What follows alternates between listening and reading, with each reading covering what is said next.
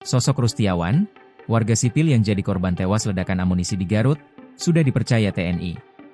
Inilah sosok Rustiawan korban tewas dalam tragedi ledakan amunisi di Desa Sagara, Kecamatan Cibalong, Kabupaten Garut. Rustiawan adalah warga sipil yang menjadi korban tewas saat pemusnahan bom kadaluarsa tersebut.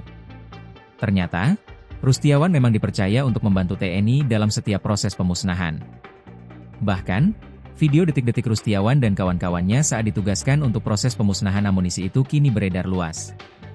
Dalam video yang berdurasi 44 detik itu direkam ketika pekerja yang sedang fokus menyiapkan amunisi sebelum dimusnahkan. Seorang pria dengan posisi paling depan adalah Rustiawan, yang merupakan korban ledakan maut tersebut. Rustiawan tampak memegangi dan memeriksa objek yang terlihat seperti amunisi atau proyektil. Rustiawan tampak duduk di tanah dengan posisi membungkuk. Ia tampak mengenakan pakaian lengan panjang bermotif loreng abu-abu. Aparatur Desa Sagara, Doni David mengkonfirmasi kebenaran video tersebut.